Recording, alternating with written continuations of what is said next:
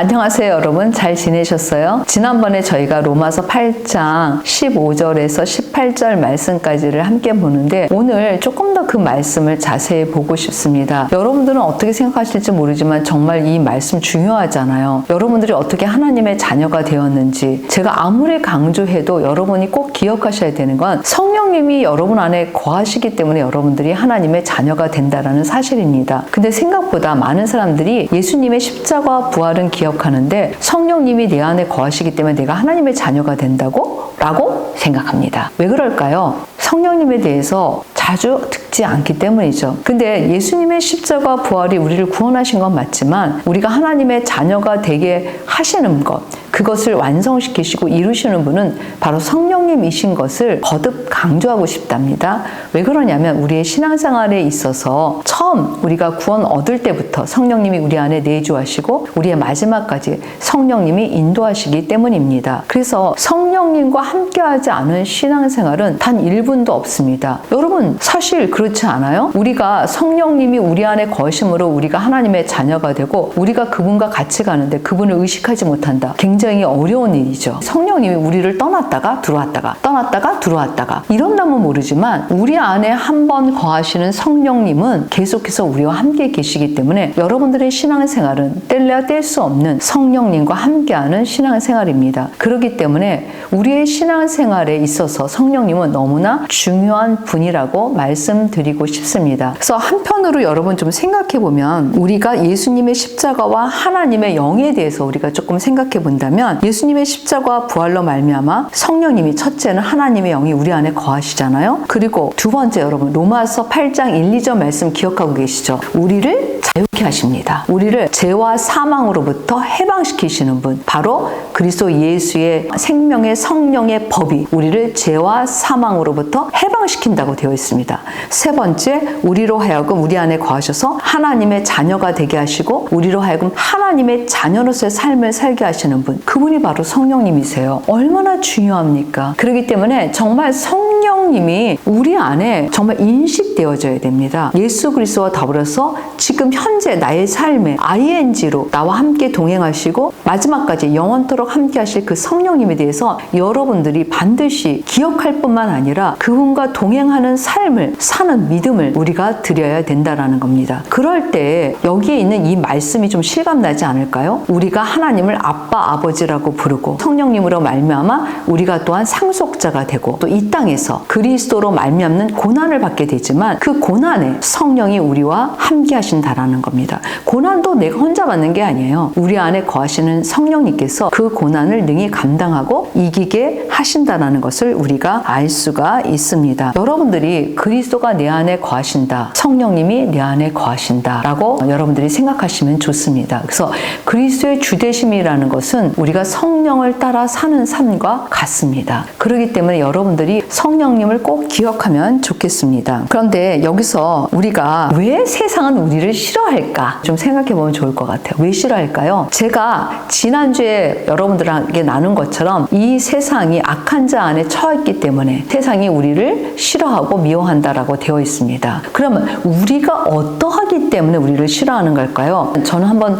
이 성령님의 사역과 더불어서 두 가지를 생각해 보고 싶습니다. 첫 번째, 여러분과 저는 이 세상 속에서 복음의 증인입니다. 세상에 믿지 않는 사람들에게 우리는 뭘 전할까요? 복음의 증인으로 서 있습니다. 그렇기 때문에 세상이 우리를 싫어하는 겁니다. 바로 사탄이 우리를 싫어하는 거죠. 왜냐하면 우리는 이 땅에서 하나님의 나라를 확장해 가는 자들로 부르심을 받았기 때문입니다. 그런데 주체가 여러분과 제가 아니에요. 사도행전 1장 8절에 있는 말씀처럼 바로 성령님께서 우리를 복음의 증인으로 삼으시고 우리를 인도하시고 성령님이 땅끝까지 복음을 전하시는 사역에 우리를 동참시키시는 것입니다. 그래서 여러분들과 저는 복음의 증인으로 부르심을 받았잖아요. 그래서 세상은 우리를 싫어합니다. 또 한 가지, 우리는 육신을 따라 사는 자들이 아닙니다. 우리는 이제 자기 중심으로 내 맘대로 죄를 따라서 사는 자들이 아니라 성령을 따라서 거룩한 삶을 살고 그리스도의 장성한 분량까지 성장하는 자들입니다. 그러니까 반대되잖아요. 그러니까 얼마나 싫겠어요. 얼마나 사탄이 우리를 시기하고 질투하고 싫어할까요? 그래서 여러분들과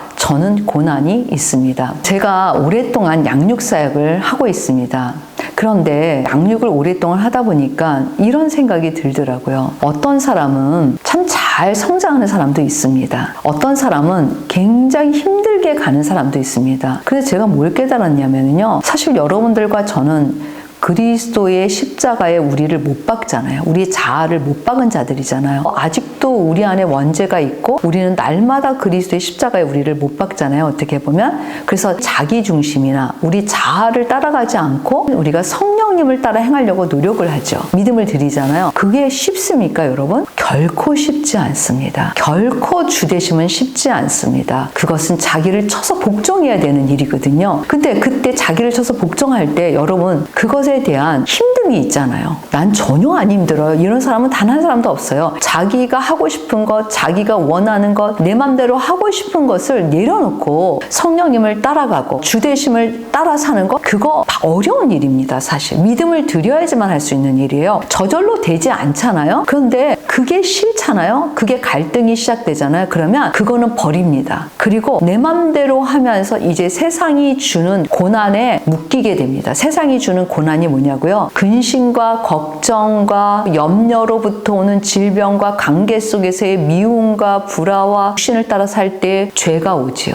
그러한 고난은 너무 많은 사람들이 자연스럽게 일상으로 살고 있으니까 그거는 굉장히 자연스럽게 받으면서 우리가 예수 그리스도께 나 자신을 드리고 복종시키기 위해서 받아야 되는 그런 어려움, 자신을 내려놓는 그러한 것들은 우리가 싫어한다는 거예요. 속성이. 그거 아셨어요, 여러분? 제가 저를 봐도 그렇더라고요. 내 맘대로 하고 싶은 거를 내가 죽이고 내가 그것을 그리스도께 복종시키는 것은 참으로 어려워요. 근데 염려로부터 오는 고난이 있죠. 그런 건 어때요? 굉장히 자연스러운 거예요. 아무렇지도 않게 받아들이는 거예요. 여러분 깨어있어야 됩니다. 정말 우리가 깨어있어야 돼요. 근데 여기서 말씀하고 있잖아요. 우리는 이제 그런 고난이 아니라 그리스도와 함께 영광을 받기 위해서 고난을 받아야 되는데 그리스도를 말미암는 고난을 여러분들이 감당해야 됩니다. 저는 이게 고난은 아니지만 우리가 예수 그리스도께 나 자신을 드리기 위해서 정과 욕심을 십자가에 못 박았잖아요. 우리가 그렇기 때문에 나 자신을 그리스도께 복종시키기 위해서 오는 그런 어려움들도 우리가 견디는 것도 하나님께서 기뻐하시고 상급이 있는 일이라고 생각이 되어집니다. 근데 그걸 왜 하세요? 우리 맘대로 하면 좋잖아요. 내 맘대로 살면 좋잖아요. 편한 대로 하면 좋잖아요. 영적인 텐션, 영적인 그런 어려움들을 왜 감당해야 되는 걸까요? 우리 안에 그 생명을 누리기 위함이죠. 그리고 또 하나는 우리가 바로 그날에 지금이 아니라 주님과 함께 우리가 누려야 될 그 영광과 비교할 수 없기 때문입니다. 그래서 우리가 말씀을 깊이 깨닫지 못하면 이런 실제 우리의 삶에서 신앙생활에서 이런 것들을 이기지 못해요. 여러분과 제 안에 말씀이 있어야 됩니다.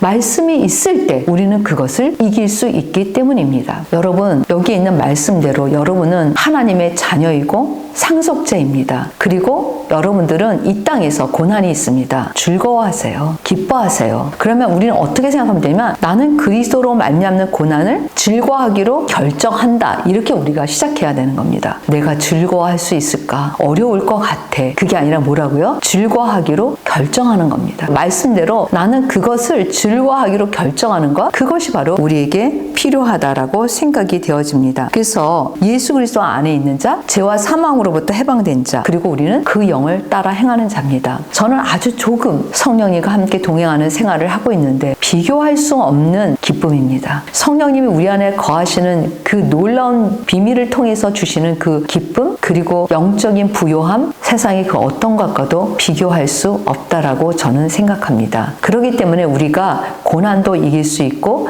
그 영광도 함께 바라보는 것이 아닌가라고 생각이 되어집니다. 여러분들과 제가 예수 그리스도로 말미암아 죄로부터 자유케 되어서 받은 가장 큰 축복이 무엇일까요? 바로 성령님입니다. 우리에게 오신 성령님. 그 성령님을 여러분들이 귀하게 여기시면 좋겠어요. 그래서 우리는 그 성령님을 따라 사는 삶을 홀리 가이드라고 부르는데 뭐 이거는 성경적인 용어는 아니에요. 그냥 성령님을 따라 사는 삶을 너무 길어서 홀리 성령님, 가이드, 인도, 성령님의 인도 이렇게 해서 그냥 그 의미로 살려서 부르지만 바로 그 삶은 정말 놀라운 삶입니다. 여러분들이 하나님의 자녀로서 하나님을 아빠 아버지라고 부르고 그리스도와 함께 한 상속자고 그리고 그 상속자로서 지금 현재 받는 고난은 장차 우리가 받을 영광과 비교할 수 없다는 이 말씀이 우리에게 어떤 의미인지 우리의 삶 가운데도 실제 우리가 누릴 때 그것이야말로 신앙생활이라고 생각합니다. 그런데 거기에 성령님의 인도하심이 있다는 것 오늘 꼭 기억해 주시면 좋겠어요. 제가 성령님이 얼마나 중요한 분인지 이 말씀을 통해서 좀 여러분들한테 풀어서 전했습니다. 여러분, 성령님 잊지 말아주세요. 그리스도가 우리에게 주신 놀라운 축복, 죄로부터 자유케 하시고 더 이상 죄에 묶여 사는 삶이 아니라 하나님의 자녀로서의 삶은 성령이 우리와 함께 하시고 인도하시는 삶입니다. 그리고 그래서 여러분과 저는 상속자고 그 영광의 날에 그리스도와 함께 누리게 될 것입니다.